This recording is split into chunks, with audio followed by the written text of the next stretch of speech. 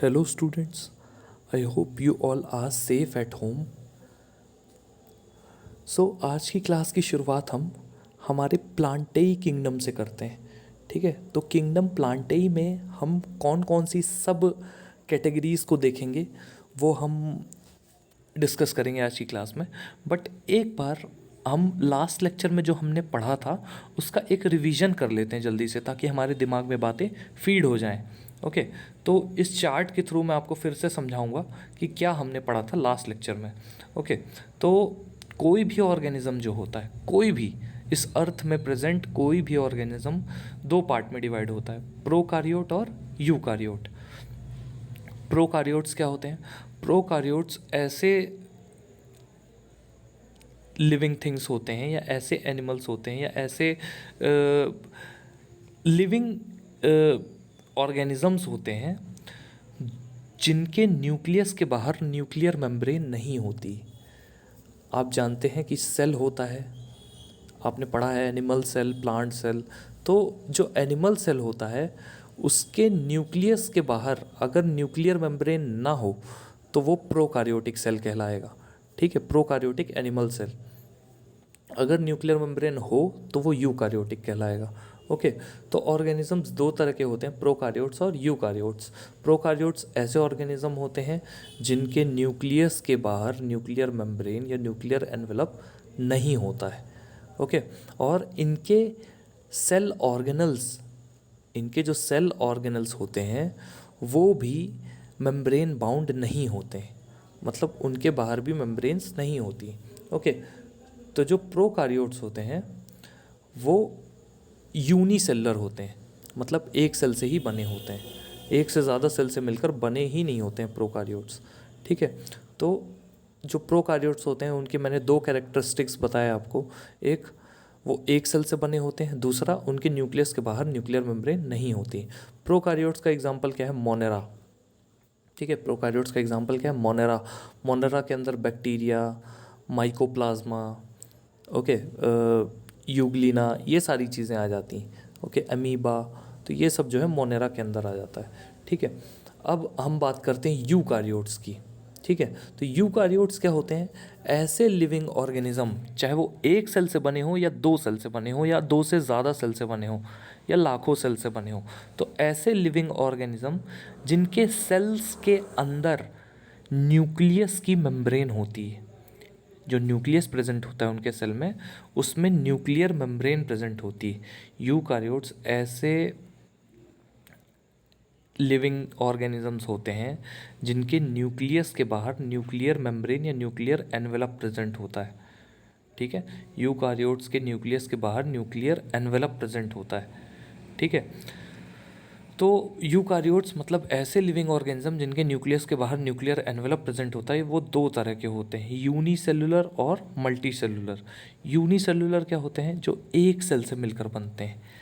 ऐसे living organism जिनकी nucleus के बाहर न्यूक्लियर मेम्ब्रेन है और वो एक सेल से मिलकर बने, वो यूनिसेलुलर यूकारियोट्स होते हैं। ठीक है, यूनिसेलुलर प्रोकारियोट्स कौन से हो गए? मोनेरा। एक सेल से बनने वाला प्रोकारियोट कौन सा हो गया? मोनेरा। लेकिन एक सेल से बनने वाला यूकारियोट हो गया प्रोटिस्टा।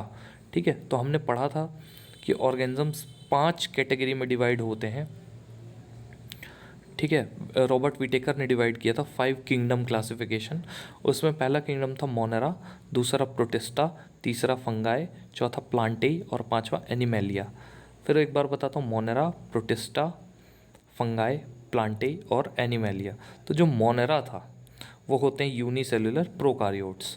ठीक है, प्रोकारियोट्स क्यों? क्योंकि इनके न्यूक्लियस के बाहर न्यूक्लियर मेम्ब्रेन नहीं होती। न्यूक्लियस कहाँ होता है? सेल के अंदर होता है। ठीक है, अब यूकारियोट्स दो तरह के होते हैं, यूनिसेलुलर यानी एक सेल से बना और मल्टीसेलुलर यानी एक से ज़्यादा सेल से बना। तो यूनिसेलुलर यूकारियोट मतलब प्रोटिस्टा, एक सेल से बना यूकारियोट मतलब क्या हो गया? प्रोटिस्टा। ठीक है, अब मल्टी सेलुलर यूकारियोट क्या हो गया? प्लांट्स, एनिमल्स, फंगाई, ये सब मल्टी सेलुलर यूकारियोट है। ठीक है, तो 5 किंगडम जो थे देखिए यहीं पर डिवाइड हो जाते हैं। कैसे? मोनेरा हो गया यूनिसेलुलर प्रोकारियोट, प्रोटिस्टा हो गया यूनिसेलुलर यूकारियोट। ठीक है, मोनेरा क्या हो गया? यूनिसेलुलर प्रोकारियोट, मतलब एक सेल से बना प्रोकारियोट मतलब ऐसा ऑर्गेनिज्म जिसके न्यूक्लियस के बाहर न्यूक्लियर मेम्ब्रेन नहीं है, ठीक है। प्रोटिस्टा क्या हो गया, यूनिसेलुलर यूनिसेलुलर मतलब एक सेल से बना, यूकारियोट मतलब ऐसा लिविंग ऑर्गेनिज्म जिसके न्यूक्लियस के बाहर न्यूक्लियर मेम्ब्रेन प्रेजेंट है। तो मोनेरा हो गया यूनिसेलुलर प्रोकारियोट, प्रोटिस्टा हो गया यूनिसेलुलर यूकारियोट। अब आएंगे मल्टी सेलुलर सारे के सारे, ठीक है। तो मल्टी सेलुलर में आ गए प्लांट्स, वो भी मल्टी सेलुलर यूकारियोट होते हैं। फंगाई, वो भी मल्टी सेलुलर यूकारियोट होते हैं। एनिमल्स, वो भी मल्टी सेलुलर यूकारियोट होते हैं। ओके, सॉरी मैं थोड़ा जल्दी जल्दी बोल गया, बट प्लांट्स, फंगाई और एनिमल्स तीनों मल्टी सेलुलर यूकारियोट्स होते हैं, ठीक है। और मल्टी सेलुलर दो तरह के होते हैं, सेल वॉल के साथ और सेल वॉल के बिना, ठीक है। सेल वॉल के साथ और सेल वॉल के बिना। तो जो सेल वॉल के साथ होते हैं वो दो पार्ट में डिवाइड होते हैं, एक जो फोटोसिंथेसिस करते हैं और एक जो फोटोसिंथेसिस नहीं कर पाते हैं। जो फोटोसिंथेसिस करते हैं उनको हम प्लांट्स बोलते हैं। ऑब्वियस सी बात है, प्लांट्स के अंदर सनलाइट और क्लोरोफिल और कार्बन डाइऑक्साइड और वाटर की मदद से जो रिएक्शन होती है आपस में, उससे ग्लूकोज बनता है या कार्बोहाइड्रेट बनता है, ये प्रोसेस होता है फोटोसिंथेसिस का, ठीक है। प्लांट्स के अंदर फोटोसिंथेसिस प्रोसेस से खाना बनता है, ठीक है। और जिनके अंदर फोटोसिंथेसिस नहीं होता है वो होता है फंगस, ठीक है। क्या होता है, फंगस। तो सेल वॉल वाले दो ऑर्गेनिज्म होते हैं, प्लांट्स और फंगस, ठीक है। तो प्लांट्स ऐसे होते हैं जो फोटोसिंथेसिस नहीं परफॉर्म करते, एनिमल्स ऐसे होते हैं जो फोटोसिंथेसिस परफॉर्म करते हैं, ठीक है। तो ये तो हो गए सेल वॉल वाले। अब जिनमें सेल वॉल नहीं होती वो एनिमल्स, जिनके सेल में सेल वॉल नहीं होती वो एनिमल्स होते हैं। क्योंकि आपने सेल वाले स्ट्रक्चर में जो सेल का जो स्ट्रक्चर है वो सेल वाला जो चैप्टर था, the fundamental unit of life, chapter number fifth था, ओके। तो चैप्टर नंबर 5 में यानी the fundamental unit of life में आपने देखा था कि जो सेल थे वो दो तरह से डिवाइड किए गए थे, एक प्लांट सेल और एक एनिमल सेल। प्लांट्स का जो शरीर है यानी प्लांट्स की जो बॉडी है वो प्लांट सेल से मिलकर बनी है, एनिमल्स की बॉडी एनिमल सेल से मिलकर बनी। तो जो प्लांट सेल होते हैं, ठीक है, जो जिनकी बॉडी प्लांट सेल से मिलकर बनती है वो प्लांट्स होते हैं, और जिनकी बॉडी एनिमल सेल से मिलकर बनती है वो एनिमल्स होते हैं। तो जो प्लांट सेल होता है उसकी दो लेयर होती हैं, बाहर वाली सेल वॉल और उसके अंदर वाली सेल मेम्ब्रेन। और जो एनिमल सेल होता है उसकी भी दो लेयर नहीं होती हैं, यही मैं बताना चाह रहा था। जो एनिमल सेल होता है उसकी दो लेयर नहीं होती, उसकी एक ही लेयर होती है, ठीक है। वो कौन सी होती है, सिर्फ सेल मेम्ब्रेन। एनिमल सेल में सेल वॉल नहीं होती, ओके। तो यहाँ पर इसीलिए विदाउट सेल वॉल में एनिमेलिया आया, ठीक है। तो तीन तरह से हमने डिवीजन देखा। पहला डिवीजन था न्यूक्लियर मेम्ब्रेन के बेसिस पे, तो न्यूक्लियर मेम्ब्रेन के बेसिस पे ऑर्गेनिज्म दो तरह के हो गए, प्रोकारियोट्स और यूकारियोट्स। फिर हमने क्या देखा, नंबर ऑफ सेल्स के बेसिस पे, मतलब कितने सेल प्रेजेंट हैं। तो यूनिसेलुलर मतलब एक सेल से बने, और मल्टी सेलुलर मतलब एक से ज़्यादा सेल से मिलकर बने, ठीक है। तो अब जो मल्टी सेलुलर होते हैं यानी एक से ज़्यादा से मिलकर बने, तो तीन ऑर्गेनिज्म होते हैं मल्टी सेलुलर। कौन कौन से, फंगस, प्लांट्स और एनिमल्स, ठीक है। तो तीनों एक से ज़्यादा सेल से मिलकर बनते हैं, मतलब कई में लाखों सेल होते हैं, कई में हज़ारों होते हैं, कई में करोड़ों होते हैं, ठीक है। तो फंगस, प्लांट्स और एनिमल्स इनमें डिवाइड हुआ। फिर सेल वॉल के बेसिस पे, ठीक है, जिसमें सेल वॉल पाई जाती है वो दो हैं, फंगस और प्लांट्स, और जिसमें सेल वॉल नहीं पाई जाती वो है एनिमल्स। तो ये हमने लास्ट लेक्चर में पढ़ा था, पूरा समझा था इस डायग्राम को, इस चार्ट को, ओके। इस लेक्चर में हम शुरुआत करते हैं प्लांट के डिवीजन की, ठीक है, कि किंगडम प्लांटेई क्या होता है। तो प्लांट्स जो हैं वो भी 5 पार्ट में डिवाइड होते हैं। तो प्लांटेई जो है वो 5 पार्ट में डिवाइड होता है। कौन कौन सा, सबसे पहला है थैलोफाइटा, फिर ब्रायोफाइटा, फिर टेरिडोफाइटा, फिर जिम्नोस्पर्म्स और लास्ट में एंजियोस्पर्म्स। तो ये 5 पार्ट में डिवाइड होता है किंगडम प्लांटेई। मतलब प्लांट किंगडम जो है वो 5 पार्ट में डिवाइड होता है। जैसे पूरे के पूरे लिविंग ऑर्गेनिज्म 5 तरह से डिवाइड होते हैं, मोनेरा, प्रोटिस्टा, फंगाई, प्लांटेई, एनिमालिया। तो मोनेरा हमने पढ़ लिया, प्रोटिस्टा हमने पढ़ लिया, ठीक है, फंगाई हमने पढ़ लिया, प्लांटेई और एनिमेलिया की बारी। ठीक है, एक बार हम मोनेरा, प्रोटिस्टा और फंगाई तीनों को एक बार और रिवीजन कर लेते हैं कि इसमें लिखा क्या हुआ है। ठीक है, क्योंकि शायद लास्ट लेक्चर में मैंने आपको उतने अच्छे से नहीं बताया था कि इसके अंदर एनसीईआरटी में क्या लिखा हुआ है, तो इस लेक्चर में हम रिवाइज कर लेते हैं। पहला है किंगडम मोनेरा।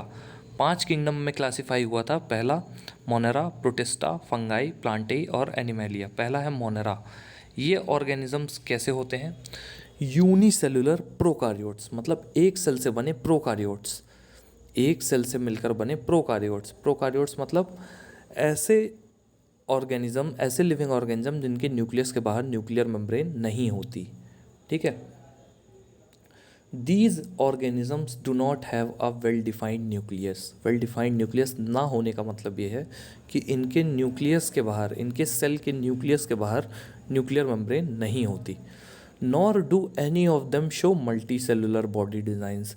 ना ही किसी में एक से ज़्यादा सेल होते हैं, यानी मोनेरा सिर्फ और सिर्फ एक ही सेल के मिलकर, एक ही सेल के बने होते हैं। ठीक है, ना इनमें न्यूक्लियस के बाहर न्यूक्लियर मेम्ब्रेन होती है और ये सिर्फ एक सेल से मिलकर बने होते हैं। ठीक है, on the other hand they show diversity based on many other characteristics. दूसरे साइड पे देखें तो वो डाइवर्सिटी दिखाते हैं। ठीक है, वो डाइवर्सिटी दिखाते हैं based on many other characteristics. कैसे कैरेक्टरिस्टिक्स? देखते हैं हम किन कैरेक्टरिस्टिक की बात कर रहा है। Some of them have cell walls while some do not. कुछ मोनेरा ऐसे होते हैं जिनके पास सेल वॉल होती और कुछ के पास नहीं होती। ठीक है, जैसे बैक्टीरिया के पास सेल वॉल होती। ठीक है, लेकिन कुछ ऐसे ऑर्गेनिज्म जैसे वायरस हो गया, तो वायरस के पास सेल वॉल नहीं होती। ठीक है, ऑफ कोर्स हैविंग और not having a cell wall has a very different effects on body design. Cell wall होने या ना होने से बहुत ज़्यादा फ़र्क पड़ता है बॉडी के डिज़ाइन में। फ्रॉम हैविंग और not having a cell wall in multi cellular organism. ठीक है, यूनिसेलर ऑर्गेनिज्म में जैसे बॉडी डिज़ाइन का बहुत ज़्यादा फ़र्क पड़ता है, मल्टी सेलर ऑर्गेनिज्म में उतना फ़र्क नहीं पड़ता है। ठीक है, the mode of nutrition of organism in this group can be either by synthesising their own food. Mode of nutrition मतलब खाने का जो तरीका है वो दोनों तरह से हो सकता है। ऑटोट्रॉपिक भी हो सकता है और हीटरोट्रॉपिक भी हो सकता है। ऑटोट्रॉपिक का मतलब क्या होता है? खुद से खाना बनाना। जैसे ग्रीन प्लांट्स अपना खाना खुद ही बनाते हैं। खुद ही बनाने का मतलब ये है कि वो किसी भी दूसरे लिविंग ऑर्गेनिजम्स को मारते नहीं। ठीक है, ग्रीन प्लांट्स के अंदर वाटर होता है, ग्रीन प्लांट्स के अंदर क्लोरोफिल होता है, ग्रीन प्लांट्स बाहर से कार्बन डाइऑक्साइड ले लेते हैं, ग्रीन प्लांट्स सनलाइट की मदद से इन तीनों को आपस में रिएक्ट करवा के खुद का खाना यानी कार्बोहाइड्रेट तैयार कर लेते हैं। ठीक है, बट बाकी सब ग्रीन प्लांट्स को छोड़कर जितने भी हैं वो सब के सब किसी न किसी पे डिपेंडेंट रहते हैं खाने के लिए। ठीक है, किसी न किसी पे डिपेंडेंट रहते हैं खाने के लिए। ठीक है, तो जो खुद से अपना खाना बना लेते हैं वो होते हैं ऑटोट्रॉपिक, और जो खुद से अपना खाना नहीं बना पाते वो होते हैं हीटरोट्रॉपिक। तो जो हीटरोट्रॉपिक ऑर्गेनिज्म है उसमें आ गया बैक्टीरिया, ब्लू ग्रीन एल्गी या साइनोबैक्टीरिया भी उसको बोलते हैं। तो बैक्टीरिया हो गया, ब्लू ग्रीन एल्गी हो गया और माइकोप्लाज्मा हो गया। बैक्टीरिया, ब्लू ग्रीन एल्गी या माइकोप्लाज्मा। ठीक है, तो ये है बैक्टीरिया, ये है बैक्टीरिया, आपको दिख रहा होगा। ठीक है, इसके बाहर जो लंबे लंबे धागे जैसे निकले हैं और एक पीछे पूंछ जैसी निकली है, वो छोटे छोटे धागे सीलिया हैं इसको मूव कराने के लिए, और जो लंबी से पूंछ जैसी है वो फ्लैजिला है। ठीक है, इसको स्विम करवाने के लिए यानी पानी में तैरने के लिए। ठीक है, और ये जो बीच में स्ट्रक्चर है उसमें कुछ डीएनए है। ठीक है, कुछ हिस्टोन प्रोटीन वगैरह हैं, तो ये सब है। और ये है एनाबीना। एनाबीना एक नाइट्रोजन फिक्सिंग एल्गी टाइप की होती है, बैक्टीरिया होता है। ठीक है, तो ये भी क्या है, एक सेल से मिलकर ही बना है। ये मोनेरा का एग्जाम्पल है। ठीक है, अब हम अगला देखते हैं protista. This group includes many kind of unicellular eukaryotic organism. इस ग्रुप में बहुत सारे यूनिसेलुलर मतलब एक सेल से बने, यूकैरियोटिक, यूकैरियोटिक का मतलब क्या होता है? ऐसे लिविंग ऑर्गेनिज्म जिनके न्यूक्लियस के बाहर न्यूक्लियर मेम्ब्रेन होती है। ये भी एक सेल से बने, मोनेरा भी एक सेल से बने थे, ये भी एक सेल से बने हैं, ठीक है। सिर्फ एक ही सेल है इनकी बॉडी में, सिर्फ और सिर्फ एक सेल है, बट ये यूकारियोट है। मतलब अगर आप इनको माइक्रोस्कोप में देखेंगे इनके सेल को, तो इनके सेल के अंदर प्रॉपर न्यूक्लियस दिखाई देगा, ठीक है। Some of these organisms use appendages, इनमें से कुछ ऑर्गेनिजम्स जो हैं वो अपेंडेजेस का यूज़ करते हैं, मतलब पैर जैसे स्ट्रक्चर का यूज़ करते हैं, जैसे अमीबा हो गया। कुछ हेयर लाइक चीज़ों का स्ट्रक्चर का यूज़ करते हैं, जैसे सीलिया हो गया, फ्लैजिला हो गया, ठीक है। मोड ऑफ न्यूट्रिशन इनमें क्या होता है, ऑटोट्रॉपिक और हेटरोट्रॉपिक दोनों होता है। मतलब सब चीज़ें सेम है, बस एक चीज़ डिफरेंट है मोनेरा से। मोनेरा से इसमें एक डिफरेंस है, प्रोटिस्टा और मोनेरा में एक डिफरेंस है कि मोनेरा जो है वो प्रोकारियोट्स होते हैं, यानी उनकी न्यूक्लियस के बाहर न्यूक्लियर मेम्ब्रेन क्लियरली दिखाई नहीं देती, और प्रोटिस्टा जो है वो यूकारियोट्स होते हैं, ठीक है। तो एग्जाम्पल्स आर यूनिसेलुलर एल्गी, कुछ एग्जाम्पल क्या है unicellular algae, diatoms and protozoans, ठीक है। तो यूनिसेलुलर मतलब एक सेल से बनी एल्गी, डाई एटम्स मतलब ये भी एक एल्गी का टाइप है, और प्रोटोजोअन, ठीक है, कुछ डायग्राम में बना होगा, ये जैसे जो है ये यूग्लिना है, ठीक है। तो इसमें आप देख सकते हैं न्यूक्लियस क्लियर समझ में आ रहा है, मैक्रो न्यूक्लियस भी, माइक्रो न्यूक्लियस भी, ठीक है। तो ये एक सेल है पूरा का पूरा, और इसमें किनारे किनारे देखिए छोटे छोटे धागे बने, तो वो क्या है, वो है सीलिया, ठीक है, मूव करने के लिए या खाने को लेने के लिए अंदर, ठीक है। अगला एग्जाम्पल है एमीबा, इसमें सेल वॉल भी प्रेजेंट है, न्यूक्लियस भी क्लियर दिख रहा है, ठीक है। तो ये जो एमीबा है ये यूनिसेलर यूकारियोट यानी प्रोटिस्टा है, ठीक है।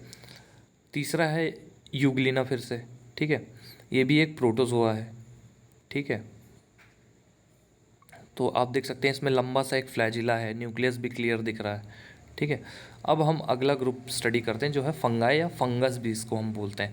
ब्रेड बहुत दिन तक गीली रख दी जाए तो उसमें ग्रीन ग्रीन कलर के हो जाते हैं, वो फंगस ही होते हैं, ठीक है। तो फंगाई जो होते हैं वो मल्टी सेलुलर यूकारियोटिक ऑर्गेनिजम्स होते हैं, मल्टी सेलुलर यूकारियोटिक होते हैं। मल्टी सेलुलर मतलब बहुत सारे सेल से मिलकर बने, मल्टी मतलब मैनी, और सेलुलर मतलब सेल से बने, तो मैनी सेल से बने ऑर्गेनिज्म होते हैं मल्टी सेलुलर ऑर्गेनिज्म। और यूकारियोटिक मतलब जिनके न्यूक्लियस के बाहर न्यूक्लियर मेम्ब्रेन प्रेजेंट होती है, ठीक है। और ये हेट्रोट्रॉपिक होते हैं, इनका मोड ऑफ न्यूट्रिशन क्या होता है, हेट्रोट्रॉपिक मतलब ये दूसरे पे डिपेंड करते हैं, चाहे वो प्लांट हो या एनिमल हो, उस पर डिपेंड करते हैं खाने के लिए।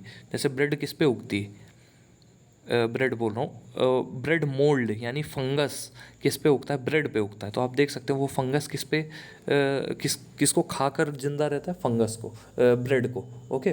तो वो फंगस किसको खाकर जिंदा रहता है, ब्रेड को। तो आप देख सकते हैं ये दूसरे पे डिपेंड रहते हैं अपने खाने के लिए, ठीक है, चाहे वो प्लांट हो या एनिमल हो, या प्लांट और एनिमल से मिलने वाली चीज़ें हों, ठीक है। ये सड़ी गली चीज़ों पर भी होते हैं और उसी से अपना खाना लेते हैं, जैसे सड़ी लकड़ी में हो जाएंगे, ठीक है, कोई जानवर सड़ गया उस पे हो जाएंगे। तो ये जो होते हैं जैसे मशरूम वगैरह होते हैं सड़ी लकड़ियों में उग जाते हैं, तो इसीलिए इनको बोलते हैं सैप्रोट्रॉप्स। सैप्रोट्रॉप्स मतलब क्या होते हैं, एक होते हैं ऑटोट्रॉप्स, ठीक है, जो खुद से अपना खाना बना लेते हैं जैसे ग्रीन प्लांट्स। एक होते हैं हीट्रोट्रॉप्स जो दूसरों पे डिपेंड करते हैं अपने खाने के लिए, जैसे हम लोग हो गए, एनिमल्स हो गए, तो हम या तो प्लांट्स को खाएंगे या फिर एनिमल्स को खाएंगे। और तीसरे होते हैं सैप्रोट्रॉप्स। सैप्रोट्रॉप्स का मतलब क्या होता है, जो छोटे छोटे कीड़े होते हैं जो कि सड़े गले चीज़ों पे, सड़े गले लिविंग मैटर को खाकर जिंदा रहते हैं, ठीक है। आप देखेंगे अगर कोई पेड़ का पत्ता पड़ा है कुछ दिन बाद वो सड़ के गायब हो जाता है, तो उनको कौन गायब करता है, उन पत्तों को सड़ के कौन ज़मीन में छोटे छोटे टुकड़ों में बना देता है, वो माइक्रो ऑर्गेनिजम्स होते हैं, ठीक है, वो सैप्रोट्रॉप्स होते हैं, ओके। तो फंगाई में और क्या लिखा हुआ है, some fungal species live in permanent mutually dependent relationship with blue green algae. कुछ फंगल स्पीशीज़ जो होती हैं वो ब्लू ग्रीन एल्गी यानी साइनोबैक्टीरिया के साथ अपने रिलेशनशिप में रहती हैं, ठीक है। उस रिलेशनशिप को बोलते हैं सिम्बायोटिक रिलेशनशिप। उस रिलेशनशिप को क्या बोलते हैं, सिम्बायोटिक रिलेशनशिप या सिम्बायोसिस, ठीक है।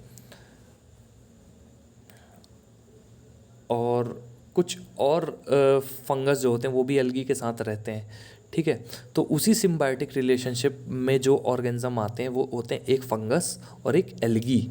ठीक है। तो फंगस क्या करता है, एल्गी को रहने की जगह देता है कि मेरे ऊपर आके रह लो, ठीक है, मेरे शरीर में रह लो, क्योंकि फंगस बड़ा होता है, एल्गी छोटी होती है। और एल्गी क्या करती है, वो ब्लू ग्रीन एल्गी क्या करती है, सनलाइट की मदद से फोटोसिंथेसिस प्रोसेस से खाना बना करके फंगस को देती। तो दोनों एक दूसरे को कहीं ना कहीं हेल्प करते हैं। ठीक है। इसी रिलेशनशिप को, यानी जब एक लिविंग ऑर्गेनिज्म दूसरे लिविंग ऑर्गेनिजम्स को हेल्प करे, उसी को बोलते हैं सिम्बायोसिस। उसी को क्या बोलते हैं, सिम्बायोसिस या सिम्बायोटिक रिलेशनशिप। ठीक है। और ऐसे एल्गी और फंगाई जब साथ में रहते हैं तो उसको, उस स्ट्रक्चर को बोलते हैं लाइकेंस। क्या बोलते हैं, लाइकेंस। ठीक है। हमने लाइकेंस कहाँ पर देख रखे हैं, ट्रीज़ की बार्क में, बार्क मतलब छाल, ठीक है, ट्रीज़ की बार्क में। ठीक है। प्लांटेई, प्लांटेई क्या होते हैं, ये होते हैं मल्टी सेलुलर यूकारियोट्स। ये होते हैं multi cellular eukaryotes. Multi cellular का मतलब क्या होता है, बहुत सारे सेल से मिलकर बने eukaryotes.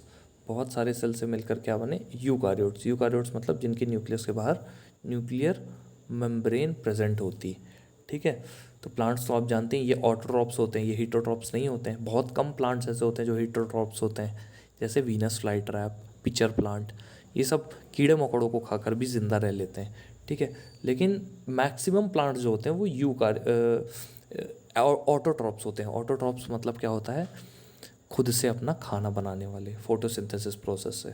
Thus, all the plants are included in this group. Since plants and animals are most visible forms of the diversity of life around us, we will look at the subgroups in this category later. फिर है animalia. These include all organisms which are multicellular eukaryotes.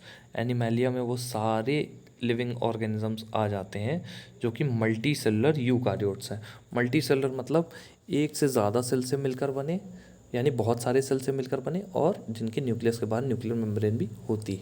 ठीक है। लेकिन इनमें cell wall नहीं होती, इनमें cell wall नहीं होती। ठीक है। ये हीटोट्रॉप्स होते हैं। हीटोट्रॉप्स का मतलब क्या होता है, जो दूसरों पे डिपेंडेंट होते हैं खाने के लिए। ठीक है। एनिमल्स, ऑब्वियस सी बात है, या दूसरे एनिमल्स को खाएंगे या फिर वो प्लांट्स को खाएंगे। ठीक है। Again we will look at their sub groups a little later in section 7.5। Okay, तो ये डायग्राम था। फिर हम देखते हैं प्लांटेई क्या होते हैं। ठीक है।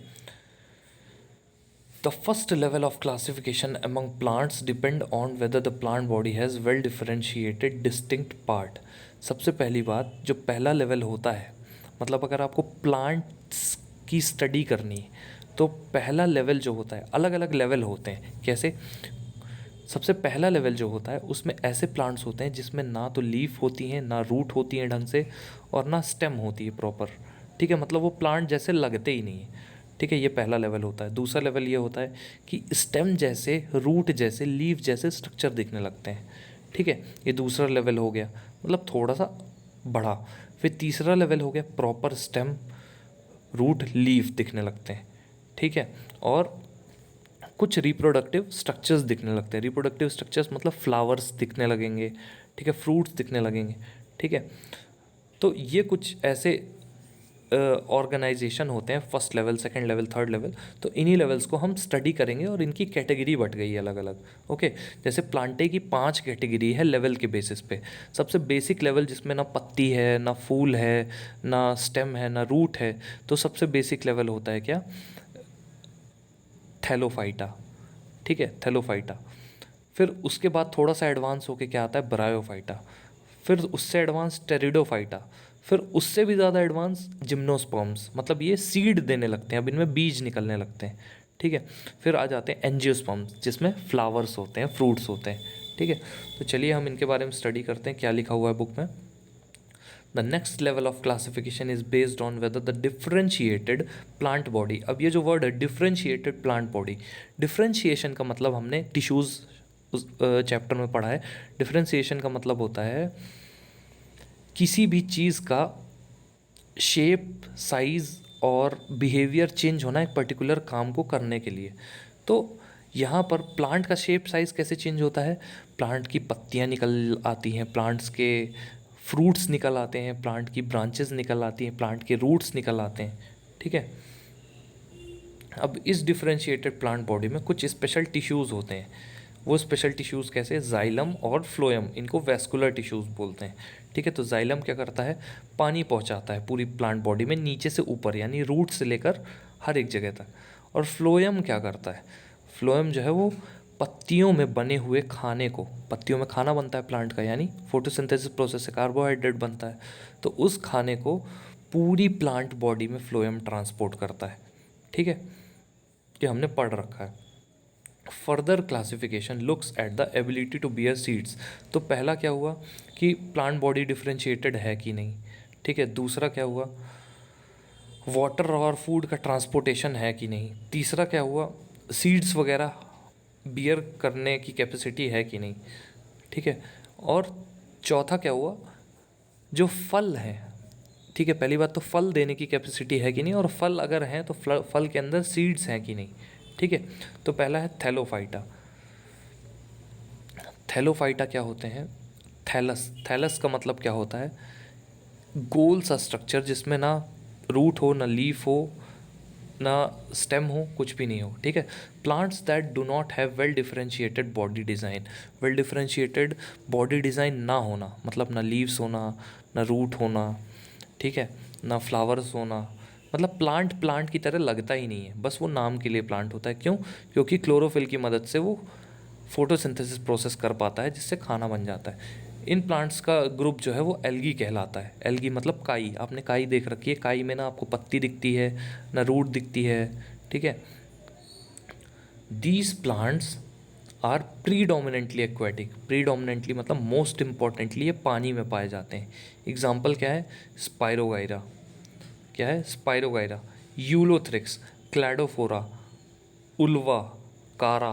तो ये सारे एग्जाम्पल किसके हैं, थैलोफाइटा के, क्या, स्पाइरोगाइरा, यूलोथ्रिक्स, क्लैडोफोरा, उल्वा या कारा। तो पहला है क्या, यूलोथ्रिक्स, आपको दिख रहा होगा यूलोथ्रिक्स, फिर है क्लैडोफोरा, फिर है क्या, क्लैडोफोरा, ठीक है। तो आप देख सकते हैं कहीं से कहीं तक प्लांट जैसे तो नहीं लग रहे हैं, ठीक है। फिर उल्वा, ये एक पत्ती जैसा लग रहा है, फिर स्पाइरोगाइरा। तो ये सारे एग्जाम्पल हैं अपने काहे के, ये है कारा, थैलोफाइटा के, ओके। अब अगला है ब्रायोफाइटा। जो ब्रायोफाइटा होते हैं उनको बोलते हैं एम्फीबियंस ऑफ प्लांट किंगडम। क्यों, क्योंकि ये अपने स्पोर्स को, स्पोर्स मतलब सीड जैसे छोटे छोटे अंकुर होते हैं, बहुत ही छोटे छोटे, जिससे फर्टिलाइजेशन किया जाता है। फर्टिलाइजेशन का मतलब एक नया प्लांट बनाया जाता है, ठीक है। जैसे सीड होते हैं ना, बीज, प्लांट के बीज होते हैं, जो फल के अंदर बीज निकलते हैं, तो बीजों को गड़ा दिया जाए, सीड्स को गड़ा दिया जाए तो नया प्लांट निकल आता है। उसी तरह स्पोर्स होते हैं, तो स्पोर्स जो है वो मेल ब्रायोफाइटा से फीमेल ब्रायोफाइटा तक जाते हैं, ताकि फीमेल ब्रायोफाइटा जो है वो छोटे छोटे ब्रायोफाइटा प्लांट्स को बना सके, ओके। तो ये होते हैं एम्फीबियंस ऑफ प्लांट किंगडम। तो इनके जो स्पोर्स होते हैं, स्पोर्स मतलब वही सीड्स जो हो गए, उनको पानी में तैरने के लिए उनको पानी के थ्रू ही पहुंचाया जाता है, मेल बॉडी से फीमेल बॉडी में, मतलब मेल ब्रायोफाइटा से फीमेल ब्रायोफाइटा में पानी के थ्रू ही पहुंचाया जाता है सीड को, ठीक है।